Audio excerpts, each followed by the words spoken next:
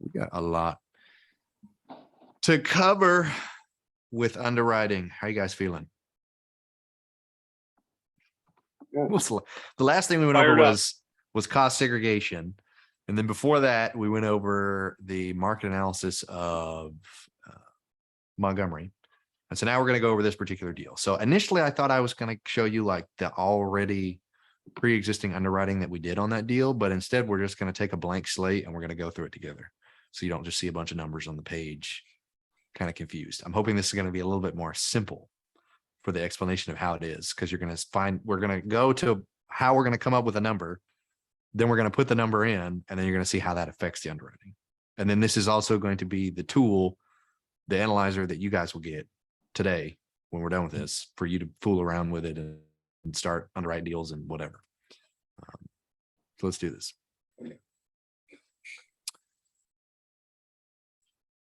Okay.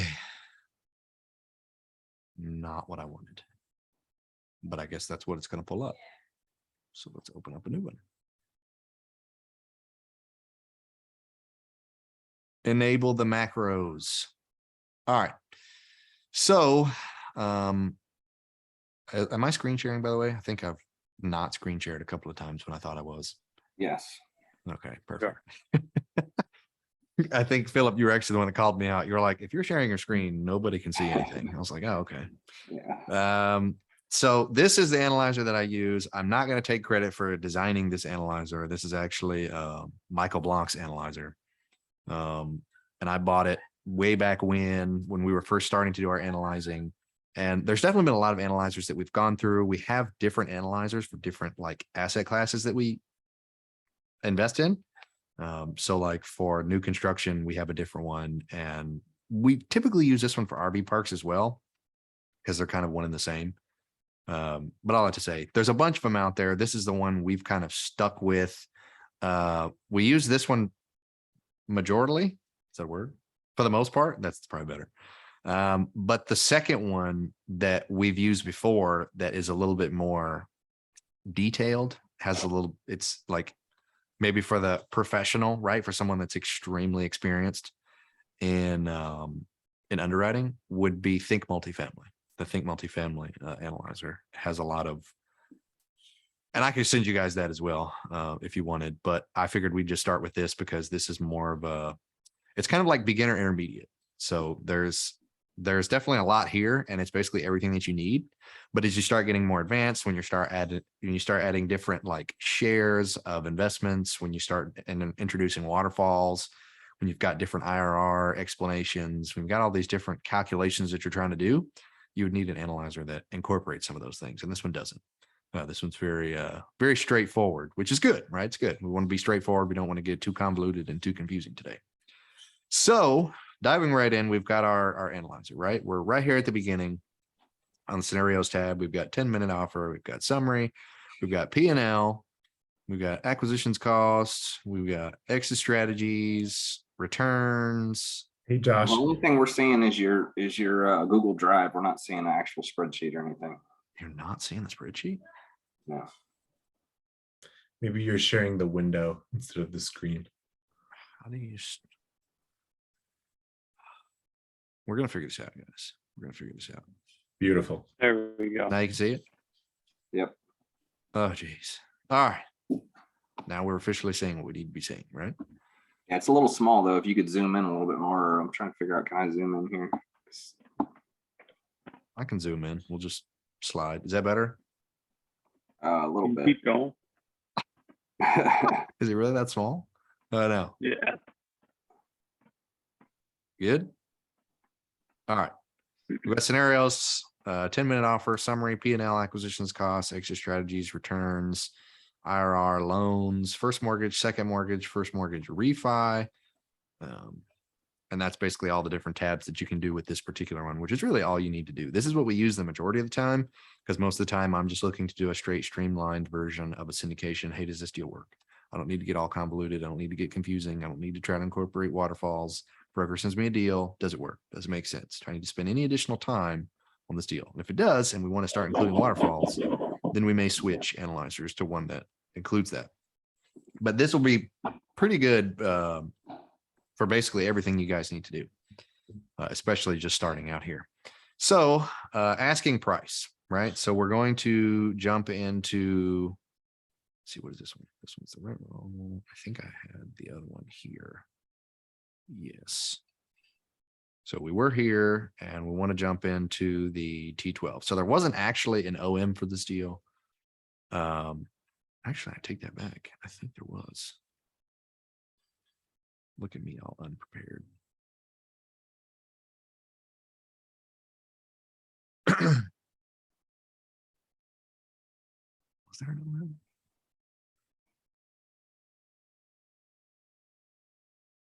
No, there's not.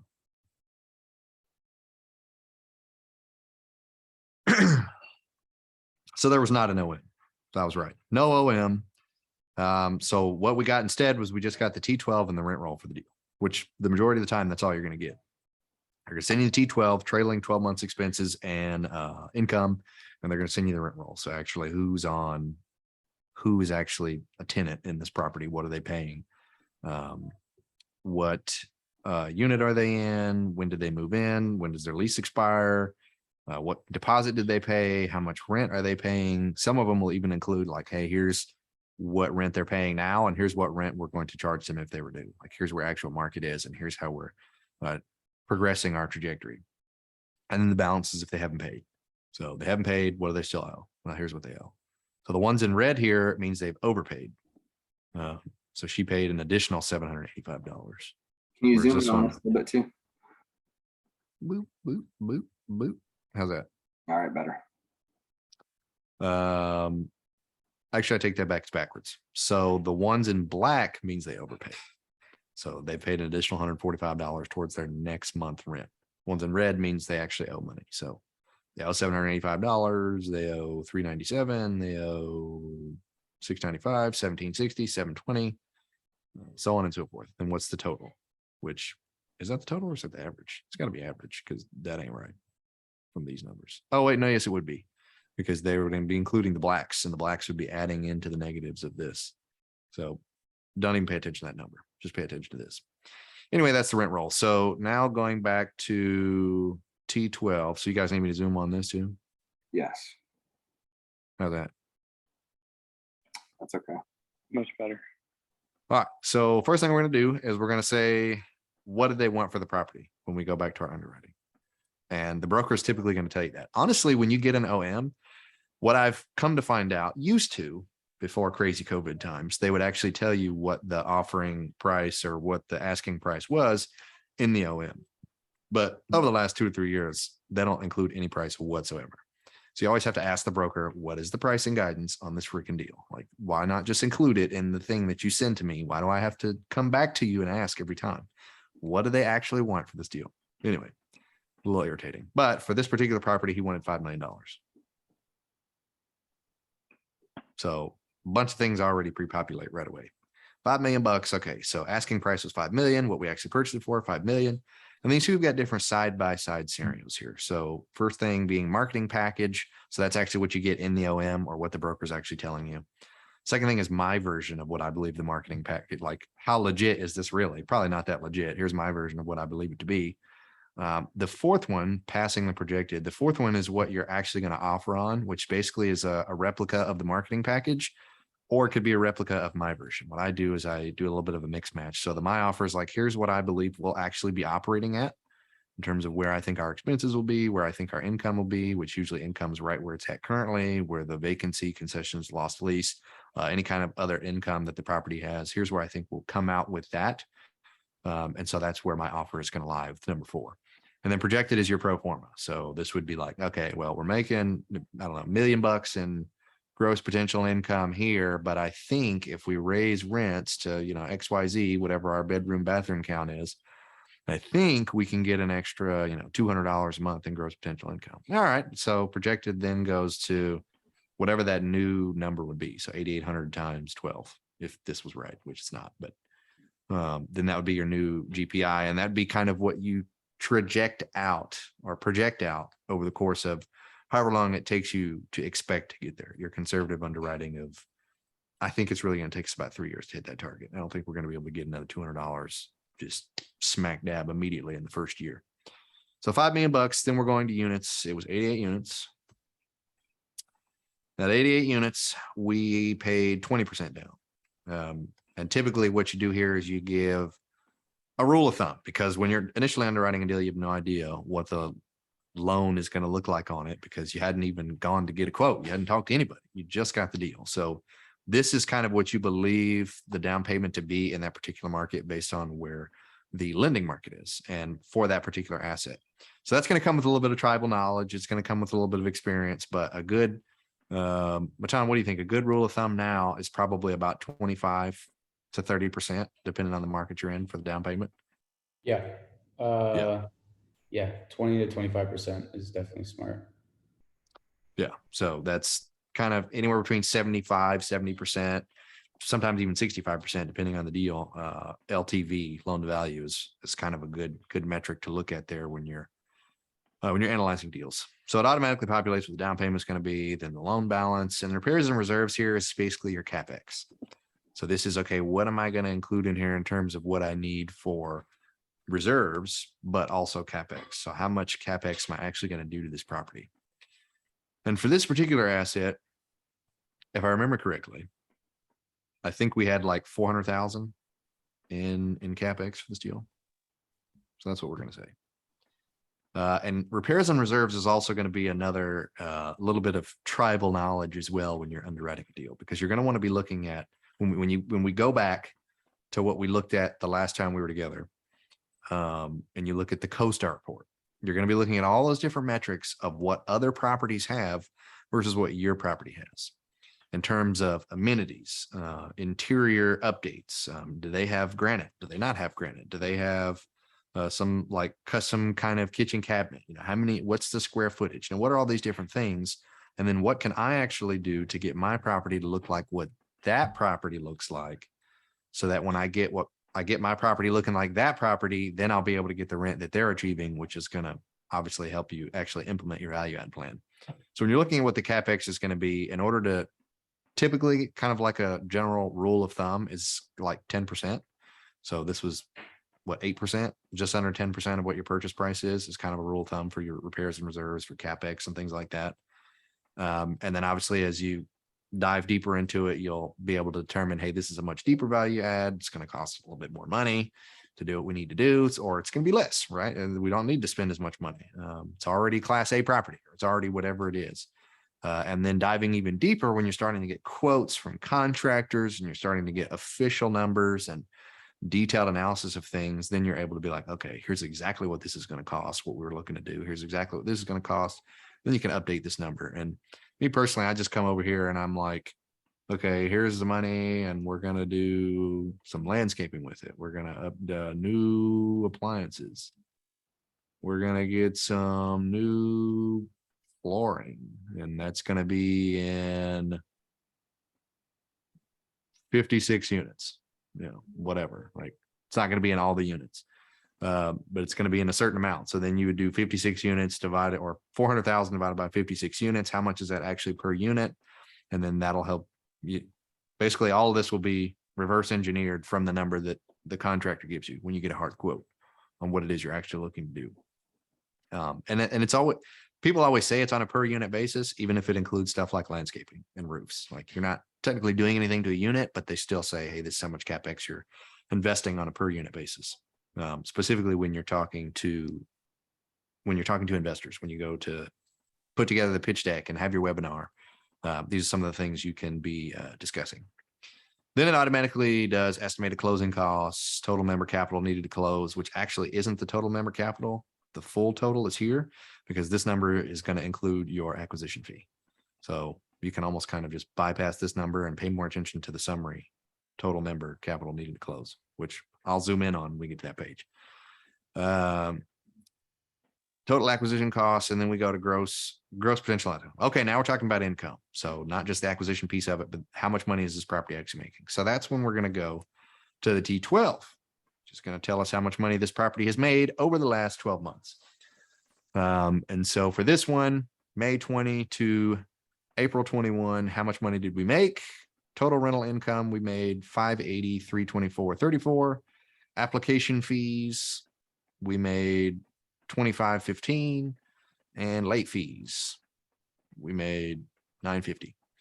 So basically what I do is, unless it's specified something other than an application fee and a late fee, like if it's got other income in here, like utility reimbursements, like they implemented some kind of a RUBS model, or they've got Wi-Fi that they're charging back to the tenants, or premium parking spots, or any other form of other income other than an application fee and a late fee, because this is going to be very property management specific, then I just include this with the gross rental income, or I'll just delete it altogether if we're not going to have the same property management company. And I know we're not going to have the same property management company. I don't want to include it thinking I'm going to get it. So for this case, we'll just delete it and say we're only going to get the actual rental income here on this line item, which is 580,324. I know it says 34 cents, but this analyzer doesn't do cents. So we're just going to say 580,324.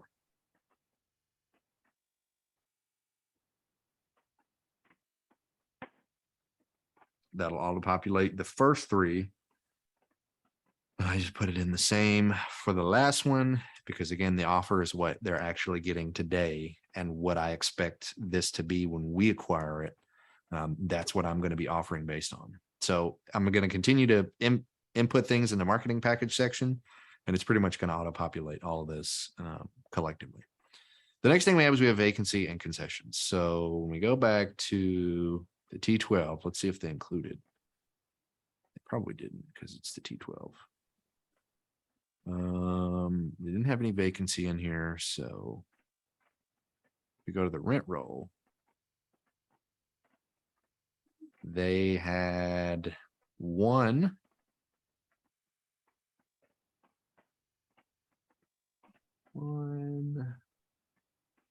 Says leased. It must have just leased.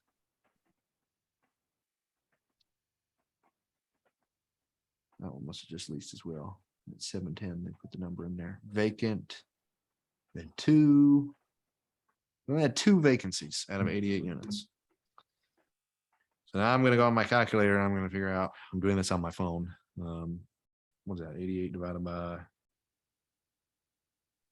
2? Is that how you do that? No, because that's 44. 2 divided by 88. That sounds right. Okay, so that's 2.27%, but again, it doesn't do percentages. So we're going to say that they are telling me that we're at 2% vacancy. Now at 2% vacancy, they didn't say they had any bad debt. That would be loss to lease, bad debt, and things like that. They weren't very specific with what they actually had included in here, which was a little bit concerning, but that's just where we had to come in on the back end and be a little bit more conservative. So typically what we say is that it's probably going to be about an 8% vacancy and a 2% concession, loss to lease, bad debt. That's kind of our rule of thumb when we go and put all this in here. Whether it's there or not, I would rather just underwrite that we're going to be in a worse situation than we actually are.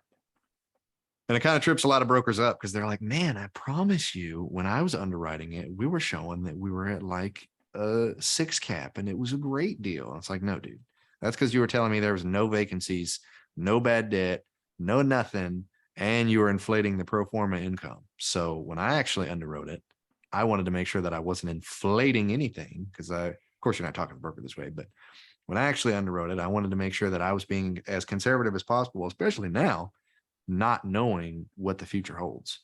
So that's kind of what we say. But again, this is the marketing package. So we're putting exactly what they're telling us is in here. They say they had no concessions at all.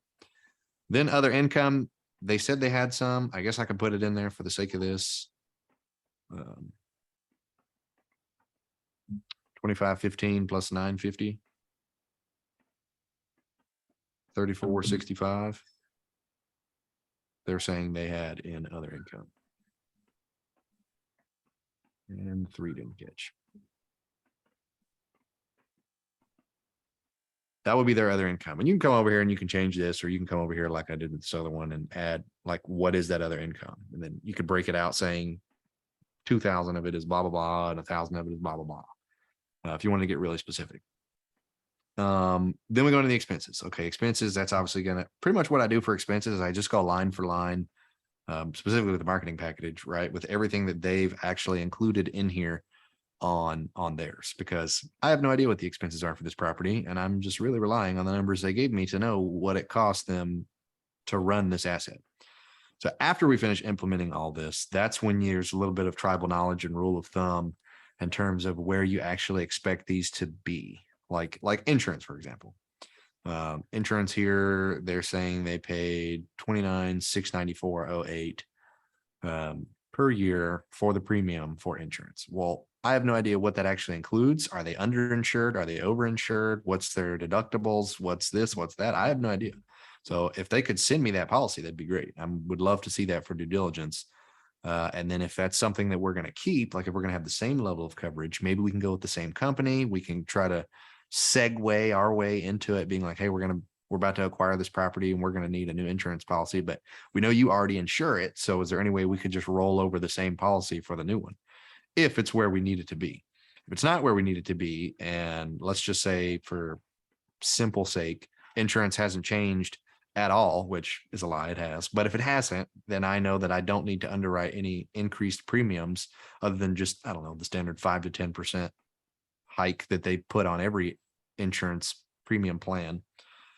Then I'm going to say, okay, it's probably going to be like 31,000, 32,000 for the insurance that we need. So that's what we'll write down. But knowing what I know now, I know that in any coastal area, which this isn't exactly a coastal area, it's about 2.5 hours north of the coast. And talking to our insurance agent, they actually don't take into account they have no coastal regulations whatsoever. And there's been little to no price increases in the insurance premiums in this particular market in Montgomery. But all of our properties along the coast have quite literally doubled or tripled their insurance premiums just due to the state of the market.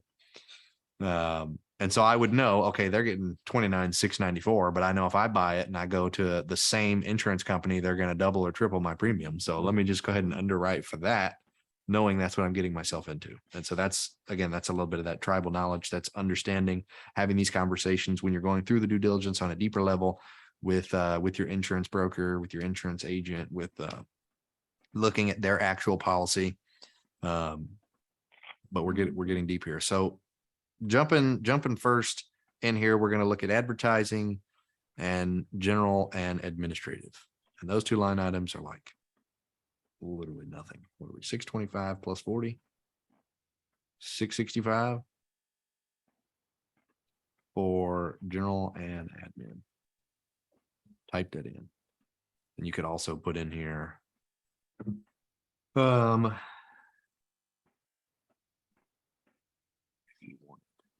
admin and advertising, just to be specific. 665. And you pull the T12 back up and you say, okay, what's next? Auto and travel. I'm not even going to include auto and travel because I'm not going to be renting a car and traveling to and from this property. Don't need to worry about it. So cool. That's a expense I can eliminate in my underwriting, the $29.95. Next, we've got credit card fees. Again, doesn't matter. I don't have a credit card and I'm not going to have a credit card. So moving on. Repairs. For the repairs, we've got 32,342. And let's see if they have anything else in here. Supplies. I typically include supplies with repairs in terms of just repairs and maintenance. Obviously, as you see, some people like to spread it out, but we're going to include it. It's just one line item for the sake of our analyzer. Cleaning and maintenance, it's kind of like turnovers. We'll include that as well. That's another 39.79. What else we got? Property management, landscaping, that'll be different. Fire protection. Okay, all that stuff will be different. So then we go back here, and for our repair and maintenance line item, we've got 94,580. And I apologize, you can't see my calculator. I'm doing it all on my phone. Which says it's about 16.5% of the total cost. And granted, we've lumped a couple of things in here, but Another rule of thumb with repair and maintenance is typically 10% for a class B, class C asset is a good rule of thumb in terms of how much you're going to be spending. 10% of the total net income. So not gross, total net after you've accounted for vacancy and concessions. What is your net? And then it's going to be 10% of that. Jumping back in here, what we talked about repairs, supplies, insurance. Let's add that in there. Josh, they're What's that? spending 16%. So does that mean they're spending more than that? They're spending more than the rule of thumb is what that's saying. Okay. But that included, what did that include? It included repairs, it included supplies, and we also included their turnover, which they quantified as cleaning and maintenance. Okay. Which typically we include all those. We include turnover, we include supplies, and we include the repairs and maintenance. And that's all under that one line item of repair and maintenance. And again, rule of thumb is for it to be 10%. So basically what that tells me is there's a lot of CapEx we need to do. We need to get some CapEx items done so we can not have to worry about doing so many repairs and maintenance because we're going to do it all on the front end with the CapEx side of the house. Where were we? We're talking about insurance. Insurance 29,694.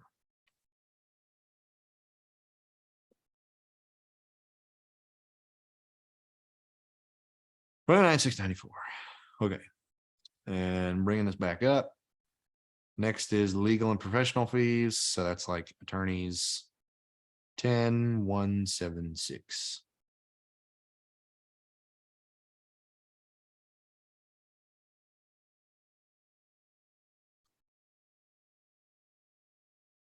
Basically, this is quite literally just plug and play. Legal and professional cleaning and maintenance. We did that. Property management fee. What are they getting? 5,600. Fee.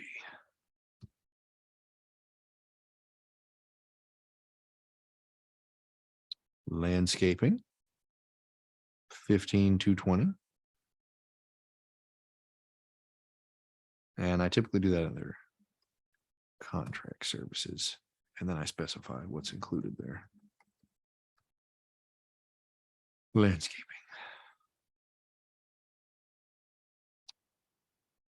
More management fees. Okay. That's weird. Wonder if that's supposed to be like payroll. 29,133. Did they have a payroll on here? They don't have a payroll on here. So I'm going to estimate that this management fee is their payroll. 29,133.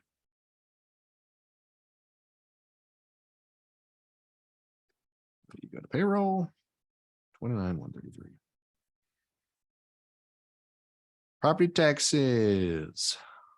19,135.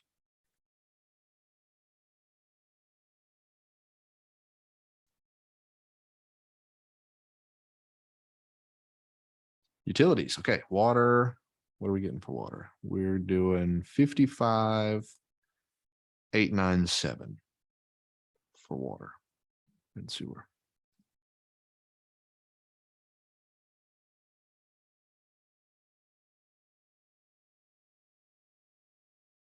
Then we've got electricity next, and electricity is 21,431.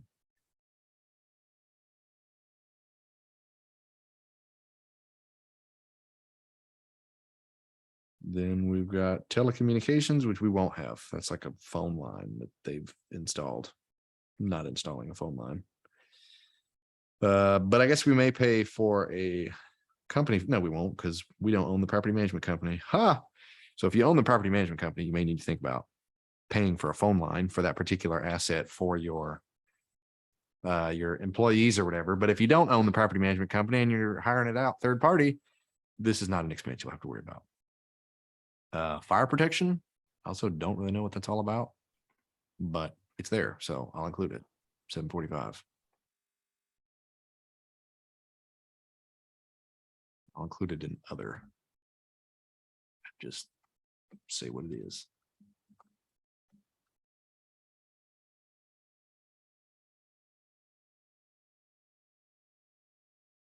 Okay, postage. Also not going to have any postage. More management fees. This is very interesting. How many management companies they have running this? They got three sections of management fees. What are we at? 98.78. We'll just include that in the payroll. So 98.78 plus 29,133. 39. 011.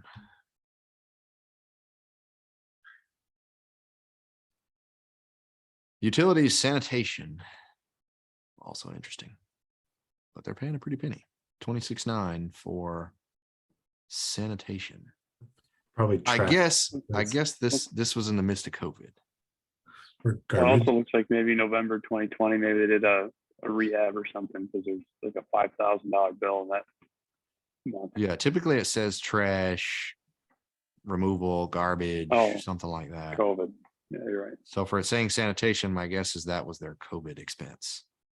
Like they had extra sanitary expenses, so much so that it was costing them almost $27,000 a year to keep it sanitized. This was probably a part of turnover expenses, basically, that they were having to do upon every time there was a turnover, as well as like office cleanings. So I'll add this in the repair and maintenance 26.9.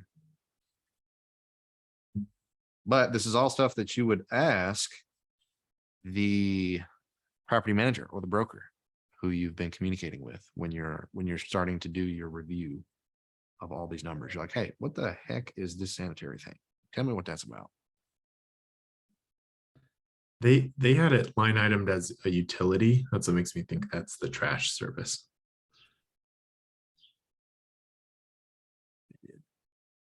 They did have that marked as utility. But the funny thing is, trash isn't actually a utility. It is, but it isn't. And that's really expensive for trash removal. Almost $6,000 1 month for trash. Could have been hand sanitizer. Yeah. Hefty premium there. All right. We'll just leave it there for now. But like I said, this is something we would be figuring out.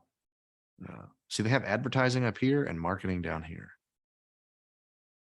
Pretty much the same thing. 39.08.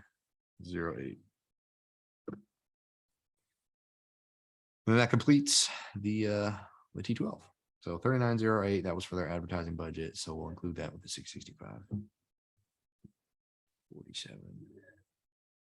45. 73. And you're right, they didn't technically say that they had any trash removal. So that's a question that I would have. Is what you said was a sanitarian thing. Is that actually trash removal or is it not?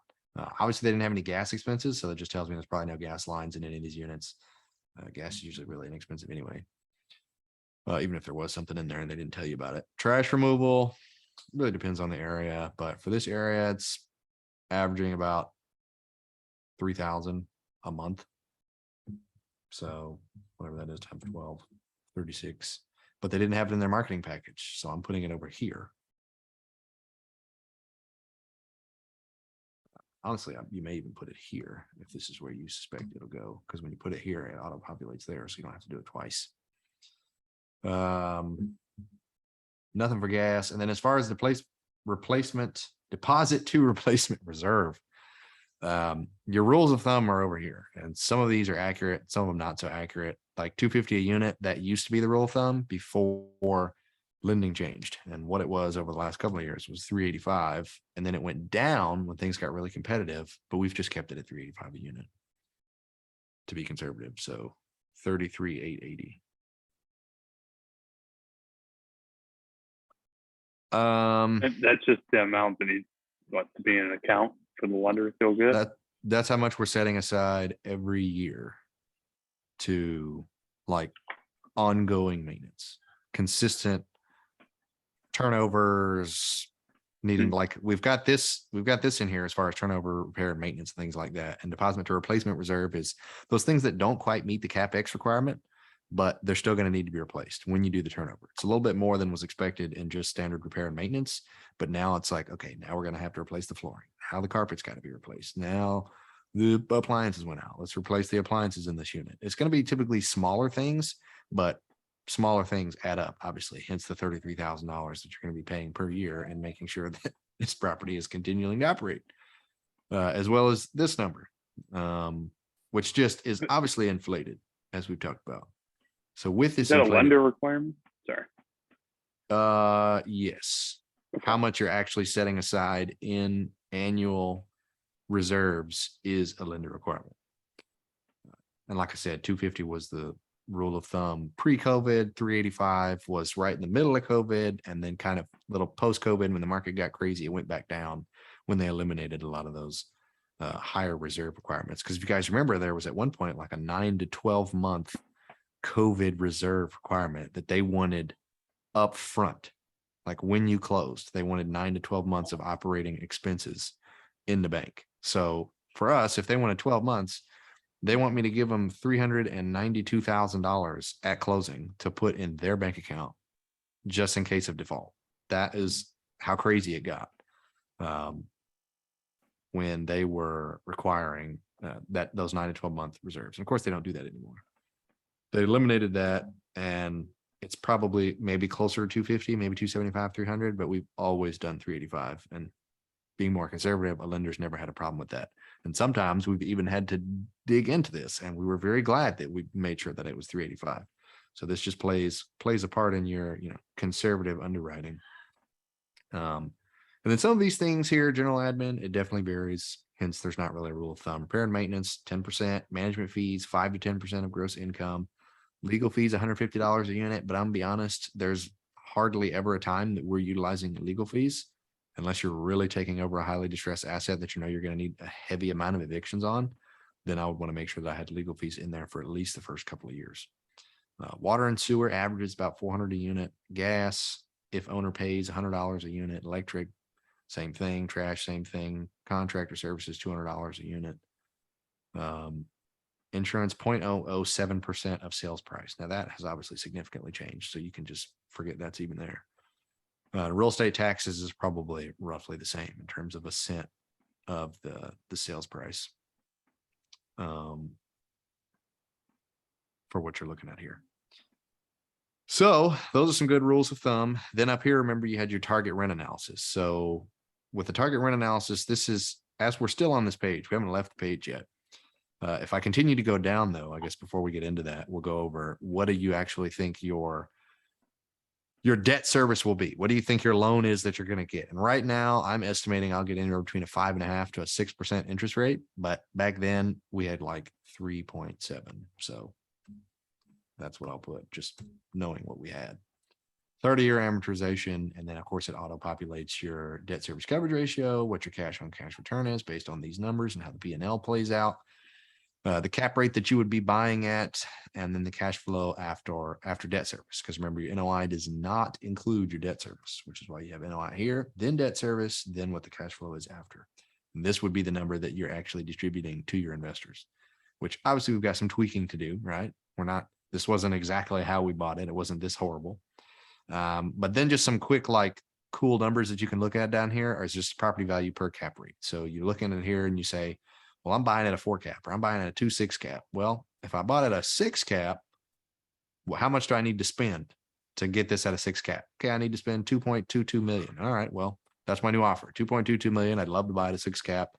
Quick, easy calculation math down here for different cap rates that you're buying at. But again, all this plays into the other things that we're going to go over here as we jump into some of these other tabs.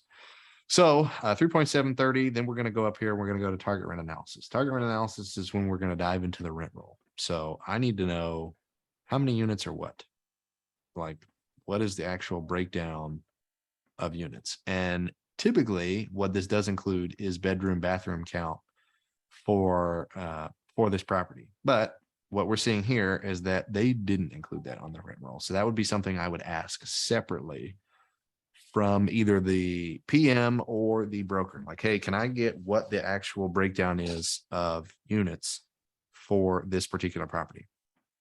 And then if it actually coexists with what the CoStar report is telling you that it is, then that's pretty cool, because then you know CoStar is going to be fairly accurate for that particular asset. So speaking of CoStar report, we could just go ahead and look at what it was for the CoStar report. If I remember where that was at.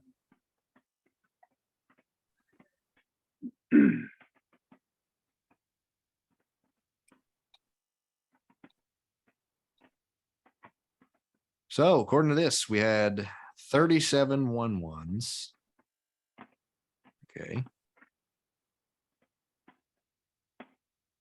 So 1 bedroom, 1 bathroom, 37.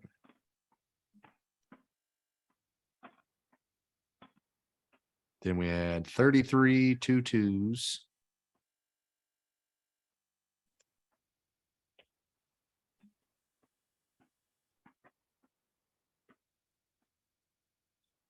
And lastly, we had 18 3-2s.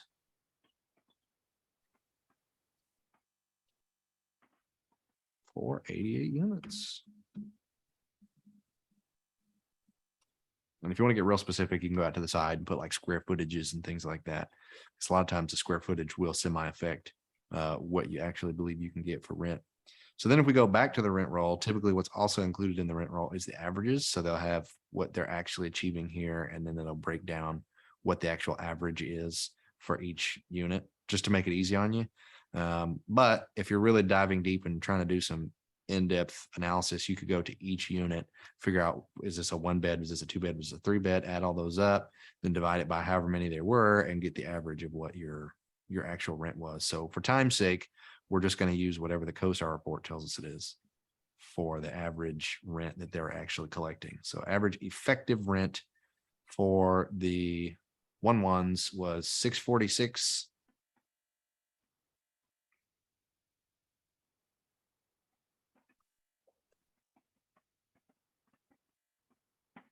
$720 and $791. Wait, no, $717 and $788.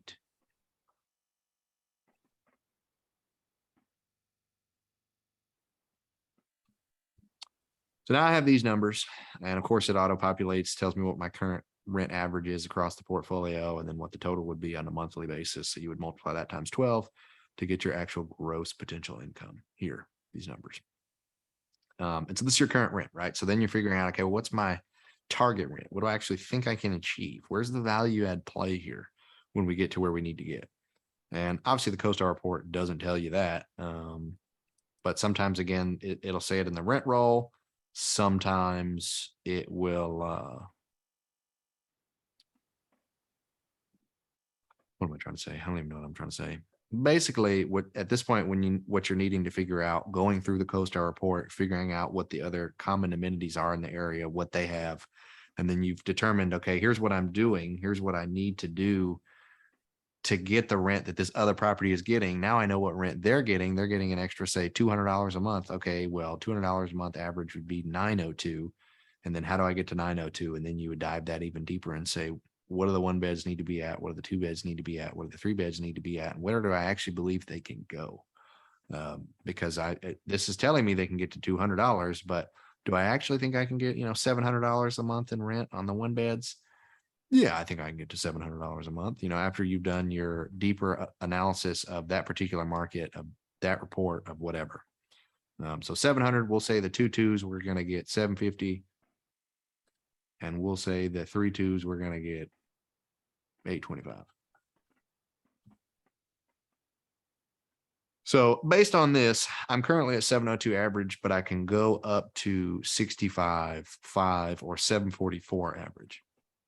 And so basically that's how you would play with the numbers, determining, okay, and then 65.5 times 12, come back over here, put that in your projected, and that's going to tell you where you actually could be after implementing your value add plan. However, what I do know is that we were about $300 a month below market in this particular because it was low income housing.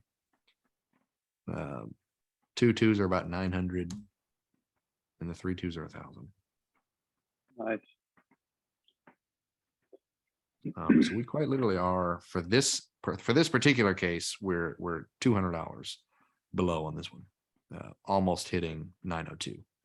So 79 150. I'll take 79 150, multiply it times 12, 949 800.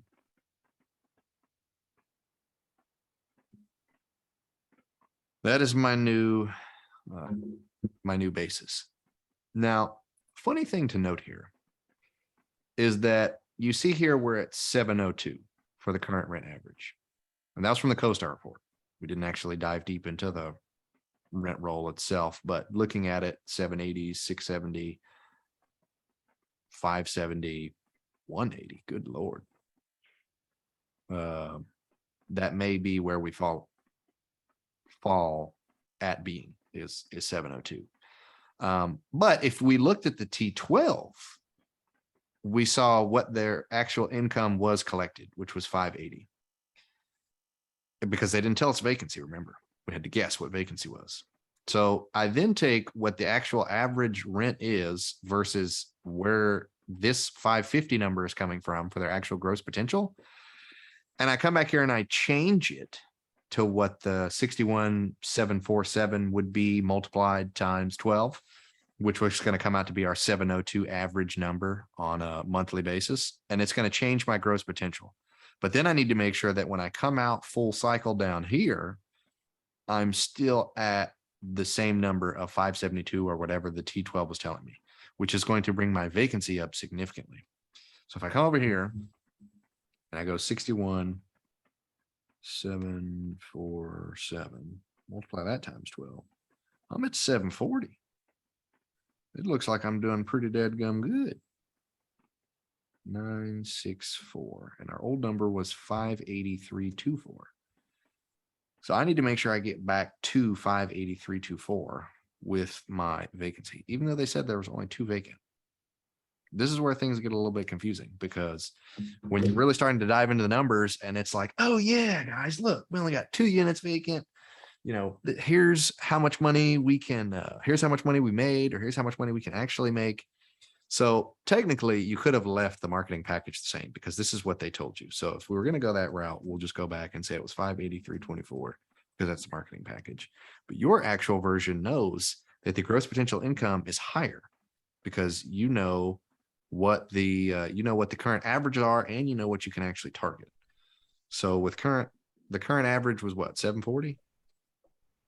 964 is basically what CoStar and the rent roll, if we actually dove deep into the rent roll, we would know what our actual GPI is, which for the sake of this conversation, again, we're going with CoStar, which is telling us it's 702, which is like, okay, my actual gross potential income is significantly higher. All right, well, if my gross potential income is there, and I know looking at the rent roll, there's only 2 units vacant, then telling me that I've got higher level of potential income, 8% vacancy, and 2% loss to lease, now I've suddenly got a higher total net income of almost $100,000.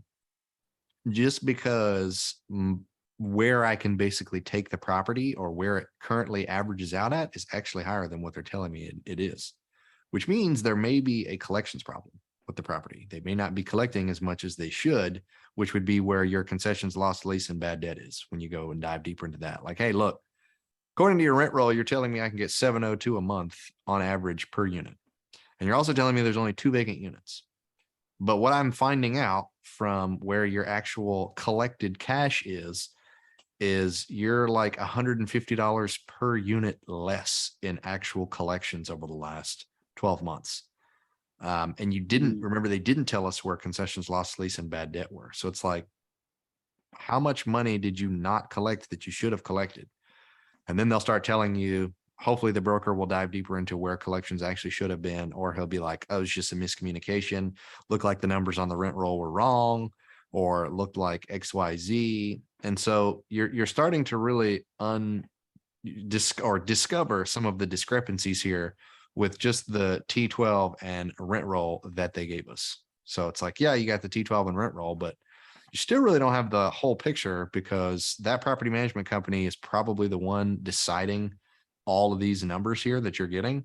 And they may not know the full scope. They may not have actually put in all of the data. They may not have an actual bookkeeper on staff that knows what the heck is going on, especially if it's a mom and pop shop or something like that.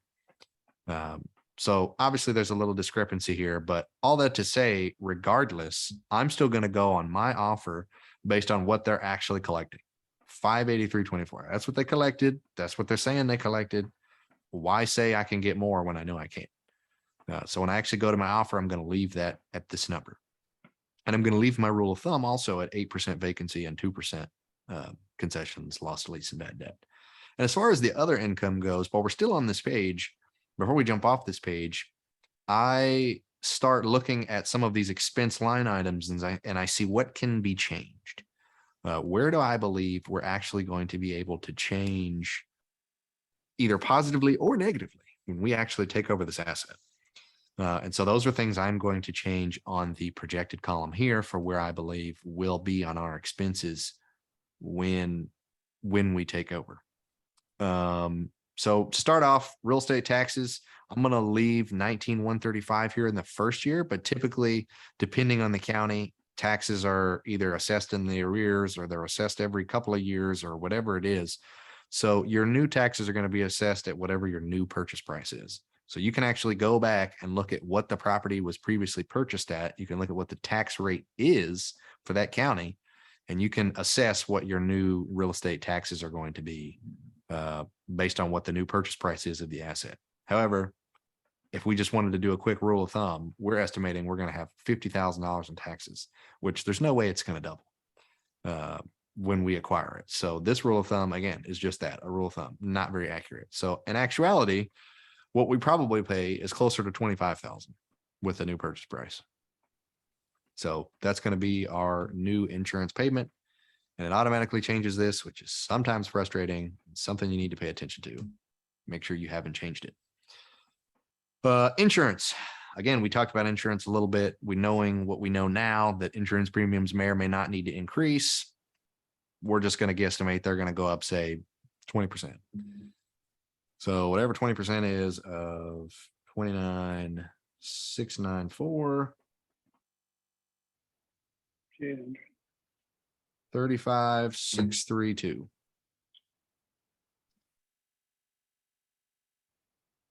is a 20% increase.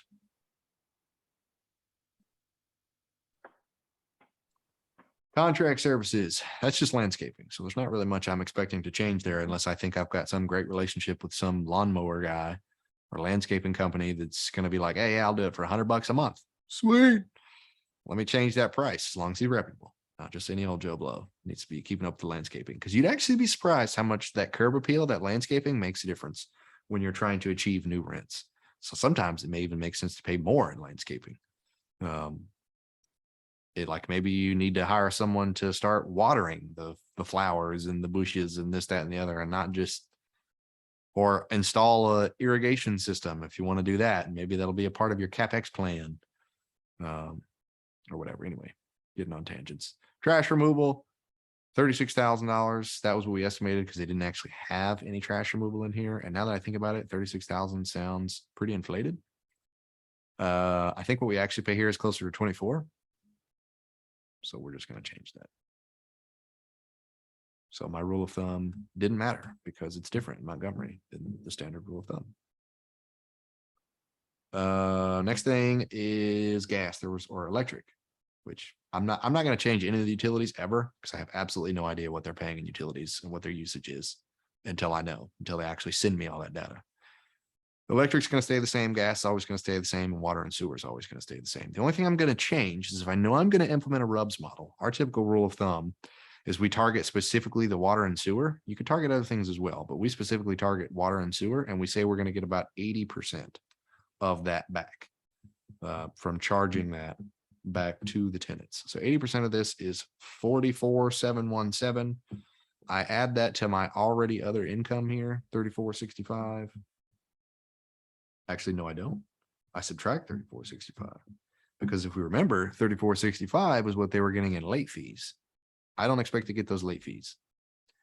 So what I'm going to get instead is my RUBS model of their income, which I'd rather have that anyway, because it's significantly higher.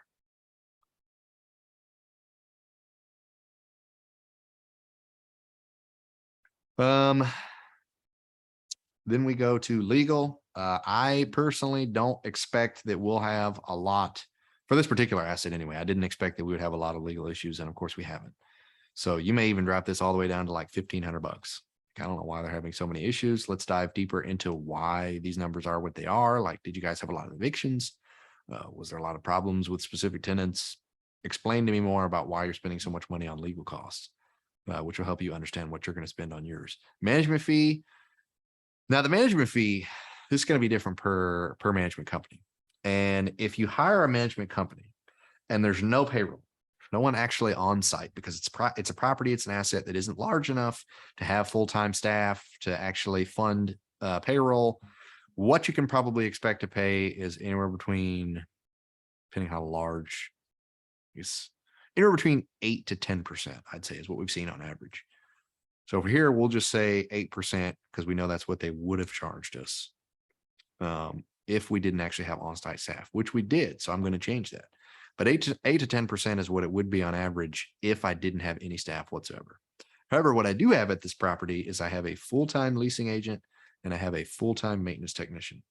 So with that, what I then typically average, what management fees average out to be if you have payroll is anywhere between 3 to 5%. And what we're currently getting charged is 4% from a company called Foshi. So it's going to be 4% for the management fee, and then whatever, it's really whatever we want to pay for the payroll. But at the same time, you're going to want to partner with your property management company in determining, hey, what are the standard pay rates for a leasing agent in the area? What are the standard pay rates for a maintenance tech in the area? I want to be competitive. I want to get the greatest individual. And if it's someone you already have on staff, what are you already paying? Like, could we just have them transition over, segue super easy into this property? Because if they already know all of your systems and processes and you guys already work very well together, that would be very seamless for us to transition them into this new asset. However, what we typically do is if there's already a property manager there and they have hired third-party people on staff and they don't actually like come with the property manager, then we would like to potentially hire that person on with our new property management company just because they already know the asset very well. They've been there for however many years. They know like they know tenants' names, like they know how the properties ran. They know all of the different vendors and the contractors, and they know so many different things with the asset that I'd love to just hire them if I could. But if I can't, which for this particular time we didn't, because she quit before we could, because she was scared she was going to lose her job. So she quit. Makes a ton of sense. So we ended up hiring a different person, which was when the conversation came in with the PM of like, hey, what's a good salary? So 85,000 was a good salary between the two. It was about 40,000 per person. And then the extra 5,000 was like, well, not 8,500. That'd be great, but nope, not 8,500. It was a little bit of a, gosh, what am I trying to say? It's like workman's comp, I think, or something that you have to pay. It's like workman's insurance taxes or something that you had to pay. I don't know. I don't deal with payroll, but I know it was a couple extra $1,000 we had to add in there to make sure that we got payroll where we needed to be. Fire protection, I have no idea what that is. So I'm just going to leave it there and get more data from the broker or the PM, be like, the heck's going on with fire protection? Then deposit to replacement reserve, we're leaving at the 33.8 number.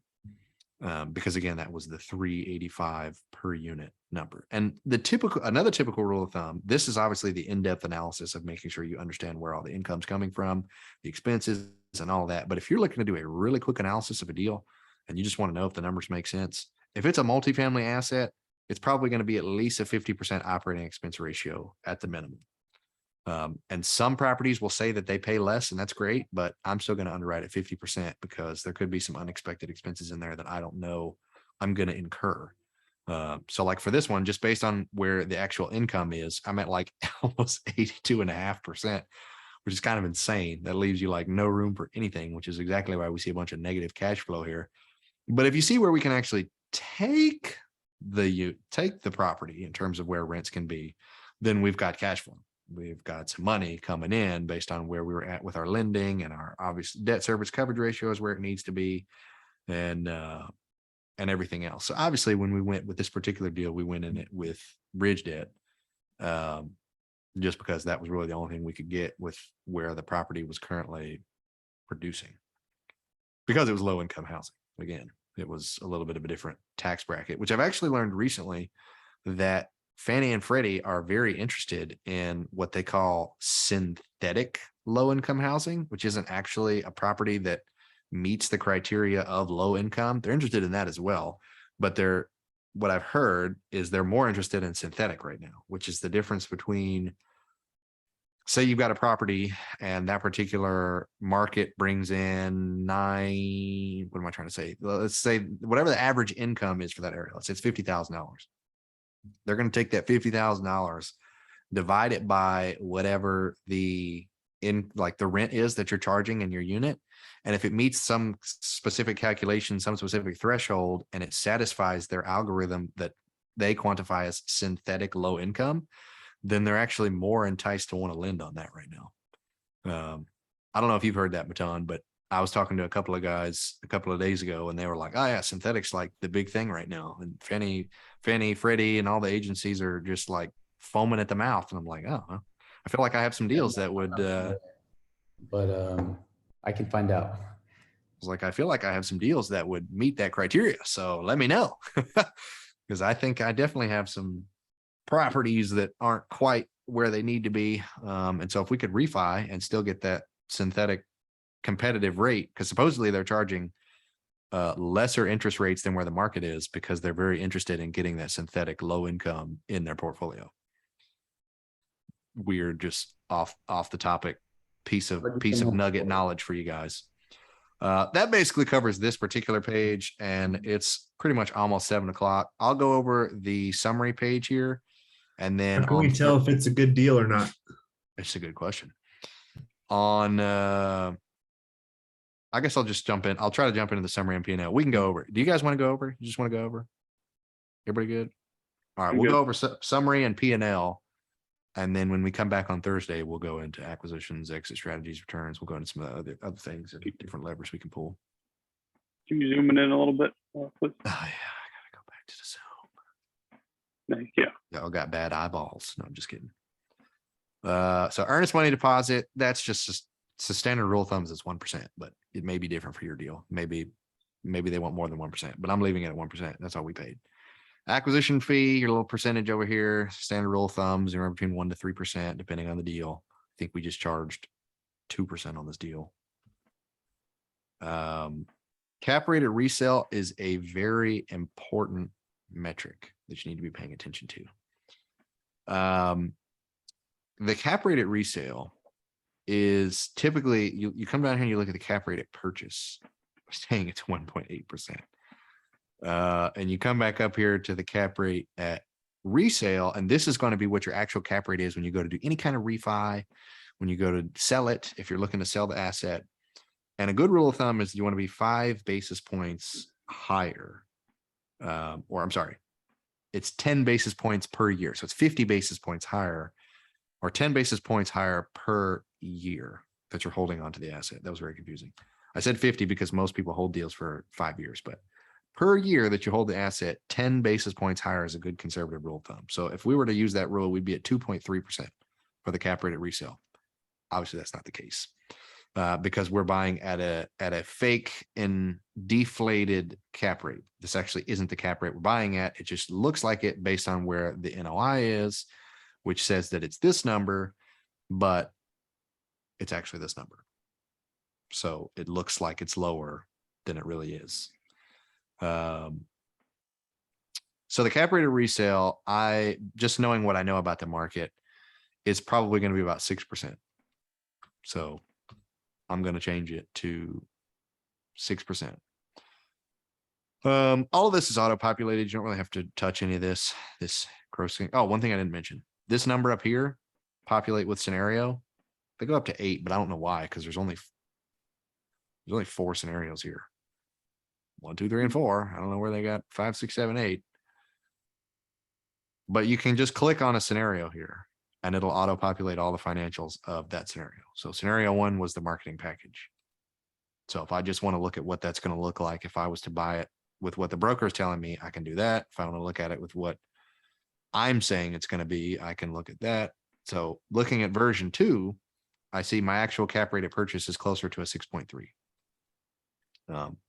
Based on where I know actual gross scheduled income can be, based on the detailed analysis that I did on the rent roll, which again, we didn't do, we just used CoStar. But if I did, and that was the number it came out at, that's what I actually know is going to be the case.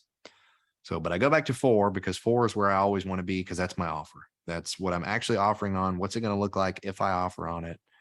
And this is kind of usually what we use. If it's not super inflatedly low, like 1.8%, this is usually what we use to pitch to investors. This is the financial analysis that we use. However, if I know that it's inflated, then I'll use a different number like this one, knowing that it's going to be a little higher.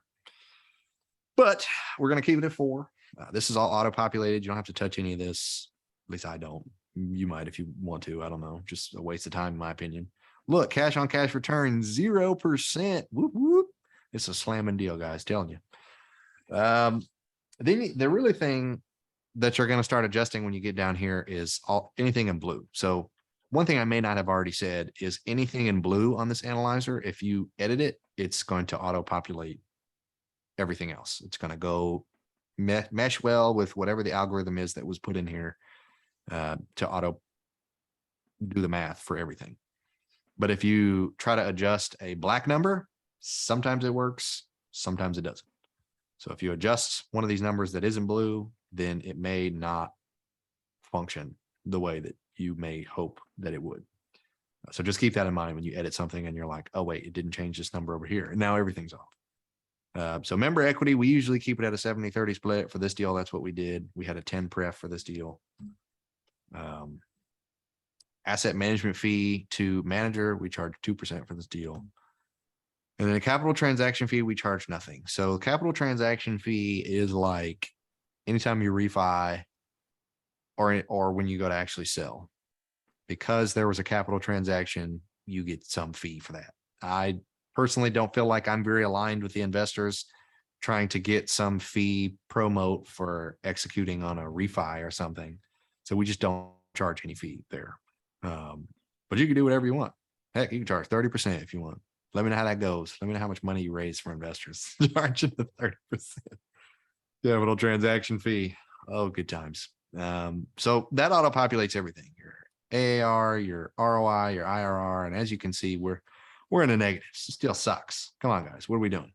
Well, not entirely true. So when you go to the P&L, let me guess. I need to zoom in again. Yep. Can you guys see that? Yes. Okay.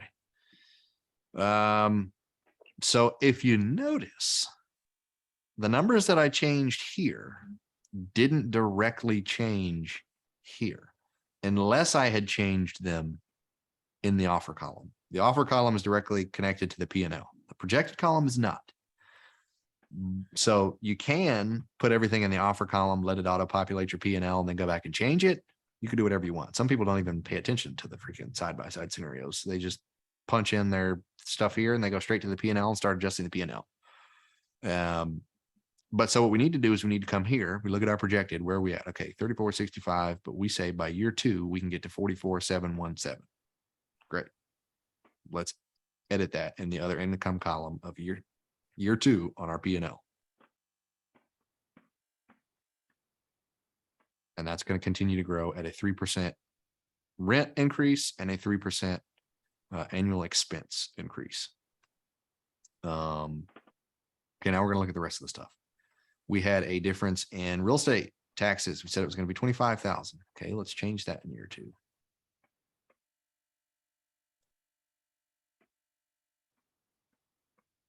We had a difference in insurance. We said it was going to be 35,632, and that's going to be for year 1 as soon as we buy it. What did I say? 35,632. Yeah. Nice.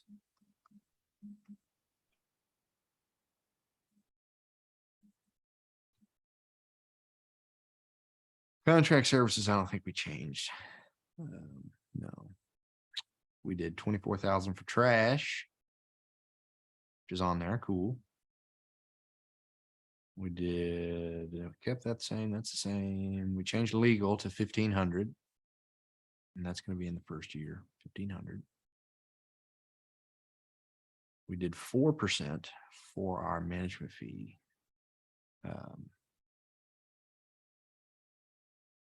Which is still in there. Great. We did.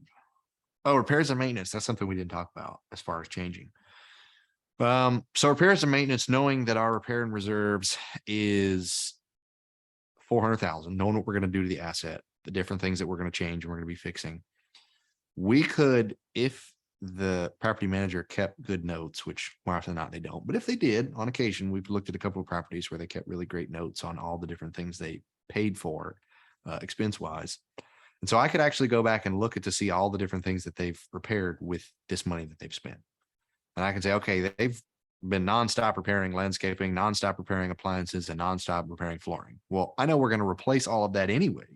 So I can probably deduct this by half, just knowing I'm going to already be replacing all of that with this capital here. And I'm no longer going to have to be spending that on a monthly basis.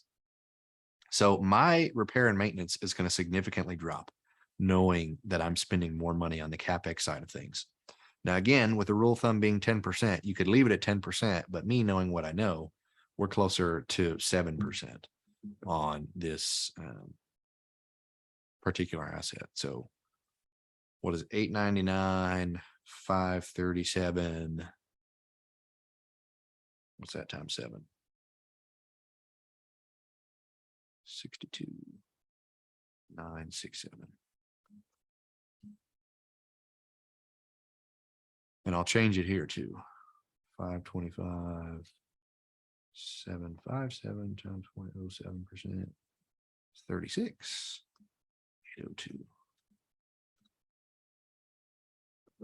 And the reason I did that and not that is because I've tried to change this percentage number before, but because it's black, it didn't affect it. And it just irritated me and it messed with the algorithm. And so I just did the math on my phone. Maybe if you guys are Excel geniuses, you could incorporate something where the percentages can directly correlate to this, and that'd be great. But I'm not an Excel genius, so I just do what the spreadsheet tells me. So 36,802, we think it's going to be 62,967 once we hit this actual number. So if we come over here, we notice that our repair and maintenance changed to this number. And also, since we changed that number, we probably noticed that our cap rate suddenly changes to 3.5%. And our actual cap rate that we're purchasing at, no, it's still 6.3. It didn't change, whatever. But this one changed pretty significantly. Okay, anyway, what we're looking at. Repair and maintenance, we went over that. That didn't change. Payroll, we didn't change. This we didn't change, and this we didn't change. So there's no other changes to the expense line item. So expenses are going to stay the same. And if I'm underwriting today, I'm underwriting at a higher expense, like year 2, 3 probably are going to look like 6 to 8% expense increases, just where inflation's at. But with this deal, we didn't underwrite for that, and there hasn't been that. So I'll leave it here. Matana, you trying to ask a question? You're muted. No, Oh, he's on the good. phone. Yeah. Look at him. He's just a busy guy. So the average monthly rent, we're at 550 now, but we know where we can get. So immediately I'm looking at me being, look at this deficiency. It's horrible. Immediately I could even say 550 is where it says we're at, but 702 is where I actually know we're at. So I could honestly change it if I wanted to, knowing that the first year, this is where, based on where the rent roll was, this is where I can actually be. So if I was to change that, I'll go back and say 702 is my new average monthly rent in the first year. Suddenly I have much lesser of a deficiency. Then as I progress from 702, my goal, my target, remember, was to hit 899, which we had in here in our projected 899 per unit. So now I'm going to say, okay, what's the trajectory I think I can actually get to 899? How long is it actually going to take me to get there conservatively? And you can manually edit it here, or what I like to do is I like to come up here. These numbers are black, but you can change them and it'll affect everything. So I like to come up here and say, okay, year 2, we'll probably have, I don't know, 10% rent increase. Where's that going to take us? And it'll auto adjust that. All right, we're at 772. I think we can get a $70 rent increase here, for that second year. And then year 3, they're telling me I'm going to be at 849. Well, what I know is that by the end of year 2, all of the LIHTC, LoRa, all of those restrictions will be completely gone. The cool down period is completely gone, and I can be fully up to effective rents. So honestly, what this might even be is maybe like 8%. And then what I know I'll get here is about $900. So whatever percent increase I need to make this to get to 900, that's what I'm going to do. Close enough. So now I'm at 902 in year 3 with a 19% increase. And then if you don't pay attention, it tells you continue to get 19% increases. Definitely make sure you change that. Don't be fooled by how great you think the deal is going to be because you left it at 19%. So we changed this back to a 3% increase, which is kind of the rule of thumb, the standard industry norm for rent growth, especially from a conservative perspective. Even though I know a lot of your markets that you guys are in maybe saw 20% or 30% or something ridiculous, but I don't think we're going to continue to see that. So this is a good rule of thumb. And remember, I'm keeping this at 3% only because that was how we bought it when we bought it back in 21, not because this is how I would underwrite it today. 8 and 2, again, good rules of thumb. We've changed everything else. There's not too much left to do to the P&L. You know what? Matter of fact, we're just going to jump into all this. We're just going to finish it out. We're going to end strong. You guys are going to get the full analysis scope of underwriting. It's going to be great. I mean, now it looks like the deal's pretty good. It's starting to look like we're seeing some good financials here, even though we're buying at a 3.5 cap. We're seeing what the actual returns for this deal are becoming as we're starting to put this thing together a little more. So we're going to go ahead and dive into acquisitions costs.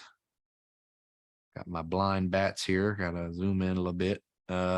Legal fees, $8,500 for us has been a good rule of thumb in terms of putting together, in parentheses, you're putting together the LLC, you're putting together the PPM, the docs, SEC docs. That's basically what I include in legal fees. And $8,500 for us has been a good rule of thumb, but other people have told me it's costed them $15,000, $20,000, $30,000, $40,000. And I'm like, I don't know how it's costing you so much money. They're doing the exact same thing our attorney's doing. So get you a good attorney, all that to say. So I'll leave it at $8,500, knowing that's what we spent in our legal fees. And depending on whether or not you need a lead-based paint inspection, it's going to depend on how much it is per unit. These are not the rule of thumbs, by the way. This is just whatever was auto in the analyzer. And this was built in 2004, this asset. So no lead paint I need to worry about. And what we've paid for the most part is $125 a unit for property inspections. So you just come over here and change it by the unit and it changes this. And this is our property inspection. This is our third party people that we're hiring to come out and do a lot of the on-site due diligence, literally walk in every single unit, take pictures of everything, tell us what's the cost of, or like what would the actual estimate be to fix what you're telling me needs to be fixed? How old are the appliances? How old's the HVAC? How old's the roof? Like they go through this full scope of stuff so that when you're on site, because you're going to go as well, you're going to go and you're going to be there on site when they're on site.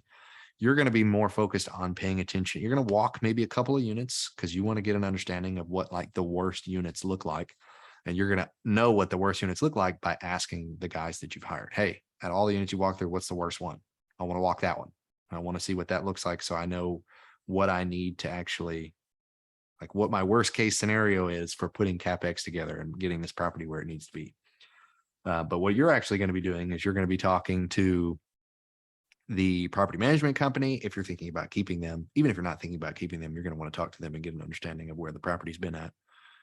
You're going to want to talk to any vendors that you're bringing on site with you. If you're having other third-party contractors come out and bid out certain things that you think you're going to want to do to the asset, roofers that are there, plumbers that are there, guys that are going to scope the sewer lines, guy that you're going to bring out to do drone footage, a guy that you're going to like for your marketing deck, all these different things. Those are the people you're going to be talking to, and you're going to be talking to your partners, and you're going to be diving deeper into the financials, and you're going to be looking at the macro level of the asset, while your property inspectors are doing a lot of that really in-depth minutia going into each asset and then giving you a full report back.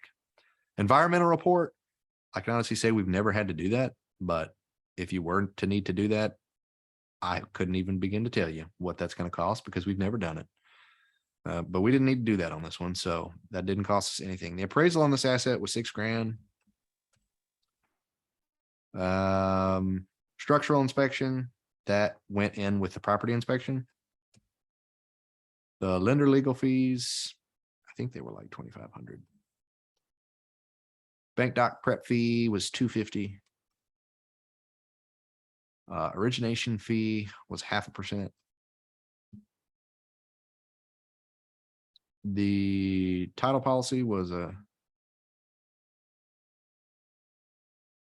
0.2%, 0.2%. Survey, there was already a survey, so we didn't have to get one. Recording, transfer taxes in Alabama is 0.01%. Oh shoot, what'd I do? I broke it. There we go. Transfer taxes, title processing fee, we'll just leave that there. Title search, we'll leave that there. And this is like bank attorney fees. This isn't your attorney fees. I would include this up here in my attorney fees as far as legals. We'll just leave it at 3,000, whatever. And then here we never really have travel, but we always include cost seg, because who doesn't love a good cost seg after the conversation we just had? So I think we paid, what did he say we paid? 7,500? Yeah, $8,000. I mean, 8,000 seems fine. 3,500. Yeah, whatever. And then real estate taxes, 6 months. So typically the lender required reserves here is where they were wanting the 9 to 12 months PITI during peaks of COVID. But that's since been eliminated. So we haven't needed to put anything there for a while. But real estate taxes, a good rule of thumb is they want 6 months of that up front. And a good rule of thumb for insurance is that they want 20% down up front. So 6 months of where we believe taxes to be at 25,000. Oops. Look at me sucking at math. That's why we got calculators, guys, telling you. 12.5. And then insurance being 20%.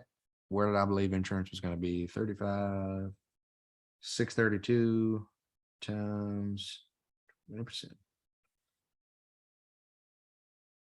I need 71.26 at closing to solidify that policy. And that's it. That's it for the acquisition costs. Fairly simple. So then you can, after you typed everything in and you know what everything's going to be, and you've gotten the HUD statement and blah, blah, blah, and you updated this as you've gone on, you understand where your purchase price is at versus the down payment, loan amount, closing costs, your acquisition fee that you're charging, and then your repair escrow, CapEx that you got here, cash requirements of closing. Because this will be the actual cash requirement to close the deal, quote unquote, according to this, thinking that this is going to be put in a repair escrow, but it's not. And then if you come over here, this is the number, which I guess it's the same number, the 1594. This gives you your total. I think it was this number that was different. Yeah, 1494. And you look at your actual summary, or I guess your acquisition costs, that gives you the actual number because it includes your acquisition fee for what the total all-in cost, every dollar spent, how much is it going to cost to buy this, renovate it, get it to where it needs to be, and start making money. 1.594 for your capital anyway. Of course, you got your purchase and stuff like that up there, but that's it for this exit strategies for this deal. Can you see it? Okay. The exit strategies, this is a perpetuity deal. They only let us go 10 years on this analyzer, so we always do that. And we estimated that we would refi out 100% in year 3. which is exactly what we did or what we're going to do. So exit strategies, when you look here, this is where you're really able to see what the case will be when you actually implement the refi. So this is where your cap rate at refinance really comes into play. And same thing with the cap rate at sale. When we go to sale, we're estimating that we were at that cap rate at resale, that 6%. That's what's affecting these numbers, which is what's affecting, because they're taking your NOI and dividing it by the cap rate and coming up with the actual appraised value. So our refinanced LTV probably won't be 80%. Honestly, it'll probably be closer to 75. Interest rate. Shoot, I don't know where the interest rate's going to be at. I know we'll be at a 30-year AM.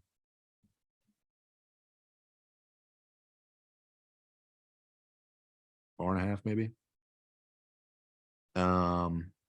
Refinance costs, rule of thumb, standard is 2.5%. So I just leave that alone. Same thing with sales costs. It's usually about 4.5% when you include brokerage fees and stuff like that. I typically leave those numbers alone. You can dive deeper into them if you want as you get closer to that time. But for just analyzing, that's usually how I leave it. And then if you have any kind of prepayment penalty or yield maintenance, you would add that in right there with whatever that would look like for an early refi. Same thing for over here. If you wanted, you could add that in. Then it gives you your gross proceeds from the refinance. And then it actually says, how much member capital did you actually raise? Well, looks like I'm returning 100%. Whoop, whoop. So I've returned 100% at year 3, and I've got an additional $879,000 just sitting around waiting to be utilized. And so then they dive this into principal reduction and appreciation. That doesn't matter. We just come down here and we go, if there's a capital transaction fee, this is where you would get paid. Again, if all member capital is returned, you get your capital transaction fee if you've charged it, but we don't. So if not, it's just directly split 70-30. So they get all their money back. Then they're going to get additional capital on top of that, the 70% split to them. And we're going to get the other 30%. However, we set our deals up with the perpetuity model to invert the cash flows. So they got all their capital back. Everything else inverts 70% to the GPs and 30% to the LPs. So I'm actually going to see $615,797 divided by 3 when this happens. When the refi takes place, if all of these financials are good, right? If the underwriting is where it needs to be, and if this is actually what we're able to achieve at that time. And then you come over here, if we were to actually sell it in 10 years, which we don't plan on doing, but if we were, we've got almost a 32% IRR, an average of a 10.3% cash on cash over the life of the deal. And it breaks everything down in terms of where you'll be from here, which you can dive even deeper to see where's my actual NOI going to be, NOI down here. And expenses and everything else. One thing we didn't go over when we were on this page also has your debt coverage ratios. It also has your property values. If you were to say, what's my property going to be valued at what cap rate? It goes down 1% and up 1% based on what you input here. For what that would be valued at if you're changing cap rates at all. Like when the time comes, if we get a cap rate just down 1, we almost increase it over $1 million at one less percentage of a cap rate, or we lose value at like, what was that, 800,000 almost, if we were to go up a cap rate percent. And if you have a pref, which we usually have a pref, you'll notice here that there is a deficiency. This is a little plus and minus. You can get rid of it or not want to look at it. But you'll notice it gives you your preferred return due, and to understand the preferred return, it's quite literally just we're charging 10% or we're paying them 10%. It's just literally like an interest on their money. So they get the first 10% before anybody else gets a dime of anything. So it would be they get the full 10% and then it's split 70-30, but they haven't got their full 10% because it's a LIHTC deal and there's not that much capital coming in. So this 83,000 rolls over. So whereas I initially owed them 159, but I paid them 83. No, I paid them, 75. What's left is 83. So that 83 is going to roll over into the next level of 10% that I owe them based on 10% of total net income. And that is going to bring me to 243 I now owe them. But I paid out 150 this year, but I still owe them 93. So then it's going to roll over into the next year. Okay, now I'm going to owe them whatever. I owe them 252, but I was able to actually pay the full 252. There's no more deficiencies. Typically investors don't like to see deficiencies because it makes them think like you don't know what you're doing, even if you know exactly what you're doing. Sometimes it confuses them and they're just like, well, wait a second, you said you were going to pay me 10%. Why am I not getting 10%? Like, well, it's cumulative. You're going to get 10%. You're just not getting it year over year, like during that year, because we don't have it, because the cash flow is slightly less, because it's a LIHTC deal and we're not able to bring rents immediately up to market. So it's a long-term play. But once we get there, everyone's going to win, right? There's cupcakes, cash, and rainbows at the end of this. And then it gives you like your average cash on cash return as well. 4.74, 9.42, 16.93, and then infinity, right? We're just going to cash flow indefinitely, and we're going to get 70% of the cash flow. But if we dive even deeper, if we go into the actual mortgages here, I guess we went over exit strategies. Let's go over returns. Can you guys see? Yep. When we're looking at returns here, summary of projected cash flows and returns. This is the summary for the actual investor. When it says member, it's talking about the investor. And so this is basically what you could just screenshot to upload into any pitch deck that you're going to be sending to an investor. Okay, here's our projections. Here's what we think you're going to get. Here's how much cash flow we're distributing annually. And it's going to come out to be 4.74% of, the total of what was invested. And this will be 9%, average 7%. This will be 16%, average of 10%. And that's just when you'll get your refi back. Then we'll all cash flow infinitely at that point. And if we calculate your total return, when it's all said and done, you're going to get a 325% return over the course of 10 years. So we will, if we were 2xing it, we'd be tripling their money. 200% would be tripling their money, and 300% is quadrupling their money. So we're more than quadrupling your money in 10 years. And you're getting almost a 32% IRR, and you're going to get that infinitely. However, this isn't entirely accurate with our particular model, because remember, we invert it to 70% of the cash flow going to the GPs, and they then get 30%. So we would have to adjust this a little bit. We may have to use a different analyzer to dive into the waterfall itself. But if I'm going straight streamlined, this is what I'm using. Then the summary of projected manager cash flows is going to be you. So this is, oops. You could dive even deeper into that if you wanted, but keeping things simple. Distributions from cash flow. This is what we're actually going to be collecting. So this number is actually what's accurate. This number is false. I have no idea how they come up with this number every time, but I see it every time and I'm like, ooh, I would like that amount of money, but this is the actual amount of money you're going to make. So when you're looking at the total, look at this one, not this one, because this one incorporates all the stuff that matters and not the phony numbers.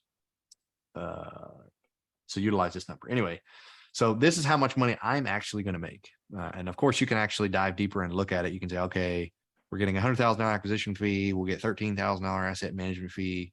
Then we're going to get 263 based on how the 70-30 was split when we were looking at the exit strategies there, based on how we had set the structure up of 70-30. Then we're going to continue to get asset management fees. We're going to continue to get cash flow as we go through. This is all equitable cash flow. And then our net proceeds from the refinance or sale, we're going to get 1.3 million to the GPs. If we continue to only own 30%, it's going to equate to this number, adding all that together, and bam, we're all in all 10 years later, all the GPs are going to make $3.4 million on this particular deal. So that is a manager. So manager would be GP. Again, member was the investor. So if I come down here, summary of combined cash flows, I never really pay attention to this. Sure, looks great, but it doesn't matter because you're never showing anybody that number. So one thing I do like is this is something you can actually divvy out when you have different partners. You can say, hey, I'm going to take 60% of this, like 5% total GP percentage is allocated to sourcing, contract, due diligence, and closing, and I'll get 60% of that for doing X, Y, and Z. Here's what I've done. Here's the actual percentage of GP I got. And then when it's all said and done, you come down here and you say, how much percent of GP do I actually have? Okay, the student or whoever gets 22%, Ferrari Capital gets 78%. And then of the 30% total allocated GP, Ferrari Capital actually has 23.4% of the deal, and the student has 6.6% of the deal, but it's 22% of the 100% allotted. It gets kind of confusing, but does that make sense? Does anyone have any questions about that? Because it's 78, 22, that equals 100%, because we want to get to 100% to understand where we are in terms of GP, but we only had 30% allotted to the GP because we got 30% of the equity. So this is your percentage of Right, so overall ownership. in the 6% total deal. of the overall deal is owned by student, even though Right. it's 22% of the 30. Okay. Right. And this is all how you can divvy that up. However many partners you have. Student did this, we're compensated for doing XYZ. We get 100% because partnership opportunity fee. I'd never heard of that. Asset management, I'm going to primarily manage asset management, so give me 100% of that. Okay, I'm going to get 35% of that. Well, now you're going to get a little bit less equity, because I'm doing more of the work. Right now, you only have 1.4%, because 35% was allotted to asset management, 10% balance sheet guarantor, 30% for raising the capital, risk capital, EMD, and due diligence expenses. And you can structure this however you want when you're actually going. This is like GP partnership splits that you can really dive into. General partnership split worksheet. But this is something I really like. So this little number here is an example investment of how much an investor would actually make cash in hand, actual cash on cash returns, actual percentages, actual numbers, depending on the amount they actually invested. So investor gives me $100,000. They're going to own 6.3% of the total deal based on how much capital is actually allocated, the 1.9594 million. They're going to have 6.3% of the total share of that 70% equity. And their first year that they get cash flow, that they get their preferred return, it's going to be 47.43. And the next year it's going to be 94.24. Then it's going to be 16.931. And all in all, when it's all said and done, they'll get $325,000 from their initial $100,000 investment, which is the 325% increase. And we see when it gets into affinity, and we see when it gets to all these things. So that's that. But what I really wanted to dive into, IRR, we can go over that another day. We've hit time here. So I'm going to go into the mortgage here. And we're at 3.7% number of years, and we actually had 3 years IO. So suddenly this is on a month by month basis. How many months? All the way up to 36 months before we have to start actually paying interest, cumulative interest, principal paid, balance. You know, it all calculates itself here. Pretty cool. But so I changed that. I don't have a second mortgage, so that's not something I have to worry about. But I am refi. So at the refi, we talked about what that was going to be when we were looking at our exit strategies: 4.5%, 75%, 30%. Should be the same, 30%. And we're estimating we're going to get 12 months IO on this one as well, interest only period. So that changes things a little bit. So then when I go back to my returns, or when I go back to my P&L, or even my exit strategies, now that I've changed those things, I want to make sure I know how much are we actually going to be making. Like, are we still going to be able to return 100% now that we've added IO in here, or we've changed whatever? And it's like, yes, we will. Still able to return 100%, still a hefty payday at the end of the day, lots of buffer room there. So we're still good as far as our exit strategy goes to refi and turn this into a perpetuity model deal. Then when I go back to the P&L here, I can look at where my actual deficiencies were. If you remember, we had like $90,000 or something like that in deficiency, but it drastically reduces because I don't have to pay any principal anymore. I'm just paying interest. Matter of fact, I'm not paying interest or principal for 4 years because we refi and then we had 12 months of more interest only before we actually invert here. So it drastically reduces my deficiency in the pref paid, and I'm able to pay much more and get their full payment out year over year. So I'm upsetting them less by doing interest only. The only thing you're really shifting is, again, how much actual principal you're paying. So if the plan is to do a sell it in a couple of years and try to capitalize on whatever, it may or may not make more sense to actually pay principal because you'll have the principal pay down, which is increasing your equity over the course of however long you're going to hold the deal. So with interest only, you have no pay down. You're paying nothing down. So when you actually go to sell it, it's like you could have been paying principal down for 4 years, but you decided not to sell it in the 5th year, and it's not going to be as much of a juicy payday at the end. Whereas the cash flow may take a hit. So it's like a difference between cash flow and appreciation when you're looking at interest only timeframes, specifically with CapEx deals. And for this one, since we're holding it in perpetuity, I would love to get as much interest only as possible because I want to pay out my pref that I'm telling the investors I'm going to pay them. And I'm not as much concerned about appreciation because if I go back here, remember, I'm still returning 100%. So I'm still happy. Investors are still happy. And to make them even more happy, can I actually pay them their full 10%? Yeah. If I get the interest only, which we ended up getting for this deal. And so that is it. I think that's everything for this particular underwriting. We've gone over literally everything except IRR, which there's not really much to go over because it calculates it on its own. But this just tells you how it goes about actually calculating it. Like, how are they coming up with this 33.19% IRR? And you can dive into how the calculations are made and proceeds from refinance and member contribution, and you can determine how they're actually coming up with this number if you wanted to do your own calculation. But I don't ever want to do my own calculation because it does it for me. So sweet, 33% IRR, great. So when I go back to the summary, after everything's said and done, the way I'm determining, Luke, I think asked, I don't even know if Luke's still in here. He may have left us. At least I don't see him. But the main thing that Luke was asking, how do I know if it's a good deal? After you do all those calculations, after you determine all of the different variables of the asset, come back to the summary page, and that's how you determine if it's a good deal. Based on the offer that you're giving, number 4, your offer from scenarios, you're able to say, okay, we're going to pay 1% earnest money. We're going to get $100,000 at closing. And when it's all said and done, I may be buying at a 3.5 cap, but it's like falsely deflated.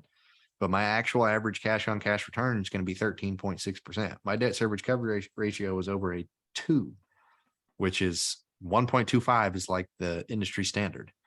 And even with our 70-30 split, even with our 10 pref and our 2% asset management fee, the investors are getting a 33% IRR and a 323% total ROI if we were to keep it at that 70-30 split. But again, there was that waterfall. So it's a little different, but nonetheless, they still get great cash on cash return.